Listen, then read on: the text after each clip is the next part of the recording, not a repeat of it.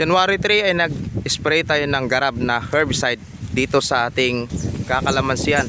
At after 30 days, dahil ngayon ay February 3 na, heto na yung nangyari sa ating kalamansian. Namatay na yung mga kugon. Etong hagunoy patay na rin. At yan, ganito na. Ibig sabihin ka-farmer ay naging effective yung pag-spray natin ng Garab herbicide. At nung nakaraan ay nagputol din tayo ng mga kalamansi. Pinamputulan natin. At ito na nga ka-farmers, yung nangyari sa mga pinamputol natin. Nagsuhi na ng bago yung ating mga kalamansi. Kaya ngayong araw bumalik tayo upang linisin itong mga kalamansi natin. Upang tanggalin yung mga tumubo na to ng mga sucker dahil malambot na malambot pa.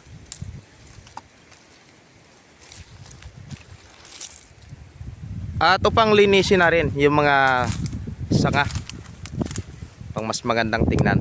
Yan, pinampuputol ko yung sanga. Ang gamit ko ka-farmer ay itong pruning shear. Ito ay nabili ko lang sa Shopee. Nasa halagang 120 pesos. Napakadaling gamitin at napakagaan lang gamitin. Simula doon papunta dito ay pinanglilinis na natin yung mga puno. Nililinisan natin dito sa bandang gitna. Habang dito naman sa pinakailalim pinaputol natin mga sanga upang maging malinis. Nakita ko na rin dito ka-farmers na ang dami ng mga bagong talbos. Ganito karami yung lumabas ng mga talbos ngayon. Ganyan, halos yung dating walang mga dahon, ngayon ay punong-puno ng mga talbos. Yan, dito sa kabila ka-farmers, patay yung mga kugon, no? Tuyong-tuyo. At ito naman yung mga nilinisan natin kanina ng mga kalamansi. Yan, malilinis na.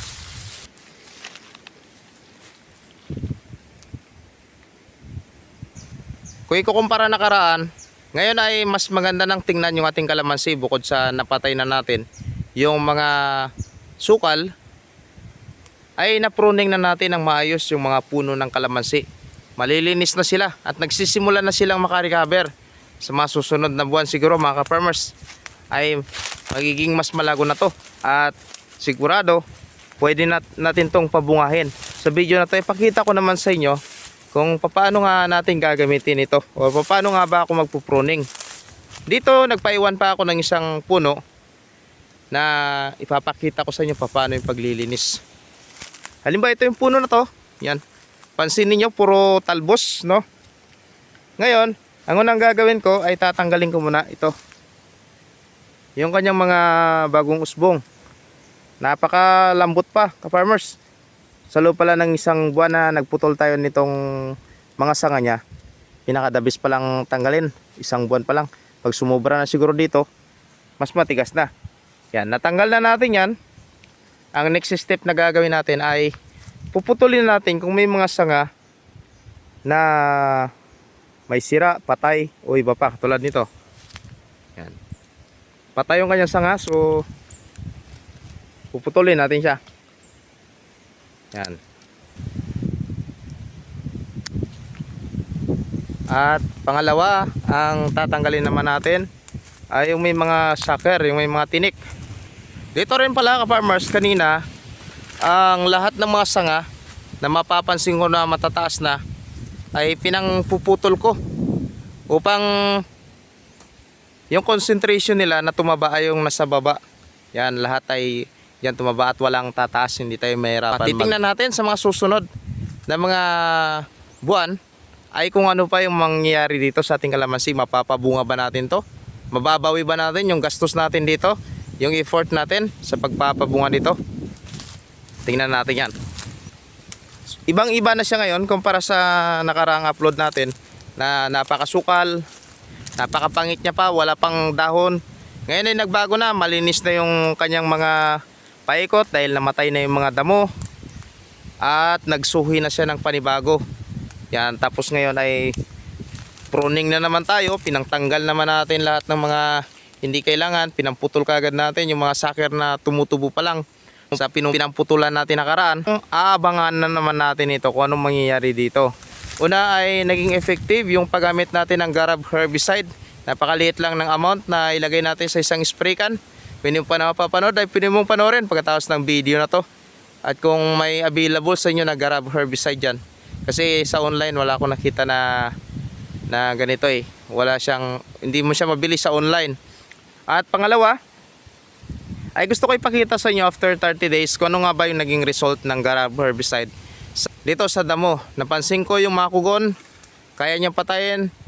Napansin ko yung mga hagunoy, kaya niyang patayin. Pero may mga natitirang hagunoy, yan yung mga hindi ko na napuruhan o hindi ko na tamaan talaga. Yan, yung mga nabuhay. Pero yung mga hagunoy na nasapol talaga ng spray ay patay. Katulad nito, patay. Yan. Patay yung hagunoy. Pero ito yung hagunoy na to na hindi tinamaan yung kanyang dahon. Kasi yung spray ko sa mababa lang ay hindi naman namatay, no? Mapapatay lang natin yung hagunoy kapag tinamaan talaga yung kanyang talbos. Pero may isang kahoy dito na hindi niya mapatay, yung parang kinakain ng kambing. Kahoy na to hindi niya kayang patayin. Yan lang napansin ko na hindi niya kayang patayin. The rest ay kaya niyang patayin. Yung mga damo, linis lahat yung damo, tuyo. At mapapansin mo na lang, dito sa paikot na lang ng puno yung buhay na damo kasi hindi ko pinalapit yung pag-spray dyan. Pinalayo-layo ko ng konti. Yan. At next na in-update ko sa inyo ngayon ay kung gaano nga ba kahaba yung sucker niya in just 1 month. No? Sa loob ng isang buwan. Gaano kahaba yung sucker niya, kaya napaka-importante na bisitahin natin upang maputol kaagad natin yung sucker. Ito may naiwan pang isa. Yan. Ganito kahaba yung kanyang sucker. Sa loob ng isang buwan, halos isang dangkal din. Yan kahaba.